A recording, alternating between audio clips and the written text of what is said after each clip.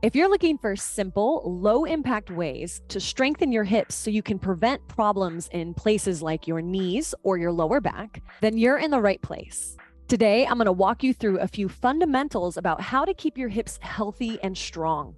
And I'll give you 5 simple exercises to make your hips feel bulletproof. Hi, my name is Jessi McMaster, and I'm a holistic fitness trainer and certified body worker, here to share the tools that allow you to show up for life feeling strong, stable, and confident in your body. As a competitive soccer player, I've had lots of injuries and issues with my hips. And it's been part of my journey to get myself out of cycles of chronic pain and to figure out what exercises my body needs so that I can continue to enjoy moving my body. And now I'm here to share what has worked for me with you. So if you find this video helpful, please support my channel by liking or subscribing for more holistic fitness tips. Okay, let's talk about the hips. The hips are a busy intersection. We have the legs coming up and attaching into the hips here. We have the spine going down, attaching into the sacrum, or the sacrum attaching into the pelvis back here. And because of these two connecting points, the hips need both mobility and stability. The way our hips connect to our legs is through a ball and socket joint.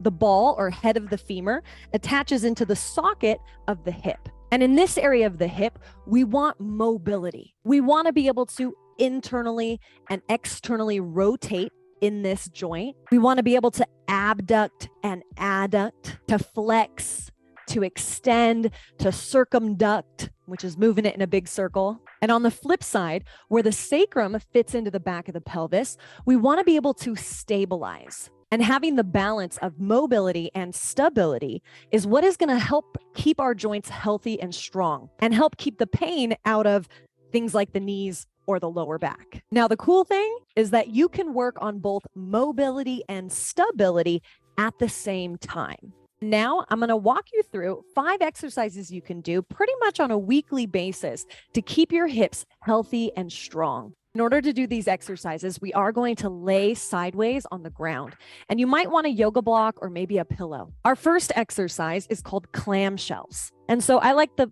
pillow underneath my head so that I can really get my ribs to lift off the floor, because that's important. Everything in our body is related. So if I'm trying to work on my hips, I got to make sure my ribs are aligned with my hips. So if my ribs are dumping down here, that puts things out of alignment. So that's the first thing I want to organize. I want my hips vertically stacked, so I'm not rolling forward or back. And that's the alignment here. Knees are bent. Clamshells looks like this.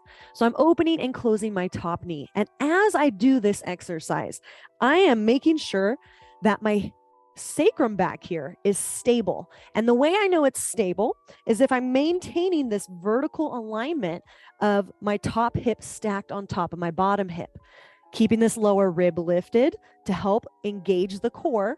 And I'm stabilizing the back where the sacrum fits into the pelvis, but I'm mobilizing where the femur, the thigh bone, fits into the hip socket.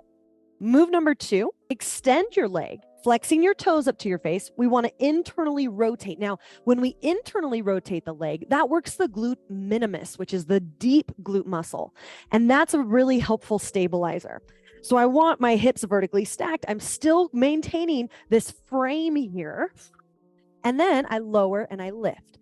And notice I'm not moving very much. That's okay. My priority is the stability in my hips. And then I'll get more mobility as I work on this a little bit more. Move number 3 is stomp. Now in this exercise, I'm going to bring my knee up, and the tendency is for this top hip to hike up like this. But as soon as I let the top hip hike up, I'm no longer stable on the backside. So I need to keep those hips stacked, lower rib lifted, and then I can stomp, pressing through the heel. And notice I'm keeping my shin parallel to the floor. I'm not letting my knee drop or the ankle drop. I'm stomping. And then as I reach my leg away, I like to point my toe so I can activate my glute muscles, because we want the whole hip to be nice and strong. And oftentimes the glutes on the backside are a little sleepy. Move number 4 are circles. So with the straight leg, we point the toe. Once again, I'm maintaining stability. So I'm not letting my pelvis rock forward or back or hike up. keeping the frame, pointing my toes. I'm going to draw a circle. And it doesn't have to be very big, just up and around. I want to make sure to go in both directions.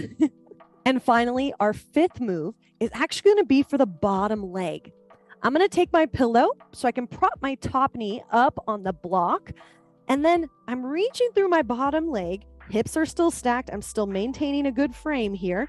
And then I lift and lower the bottom leg because we want to work the inner thigh too. In order for our pelvis and this whole area to stay strong and healthy, we got to also pay attention to the inner thighs. Now, of course, I would flip over and do that same sequence on the other side. You want to do anywhere from 8 to 12 repetitions of each of those exercises and go through it once, maybe twice.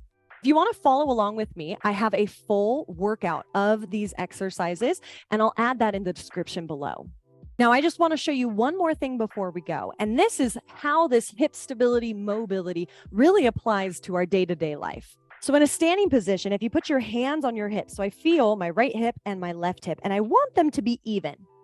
And I can do some marching, picking up one knee, then the other, focusing on keeping the hips stable while I mobilize through the legs, right? These two intersections, stabilizing where my spine comes in back here, but then I'm moving where the femur attaches into the hip, making sure that I'm not making my hips go one side then the other. Imagine that your pelvis is like a bowl of cereal, and we don't want the bowl of cereal to tilt or to spill forward or spill back, even as we move our legs, especially if we're walking up a step. So I'm just going to imagine that my block is like a step here.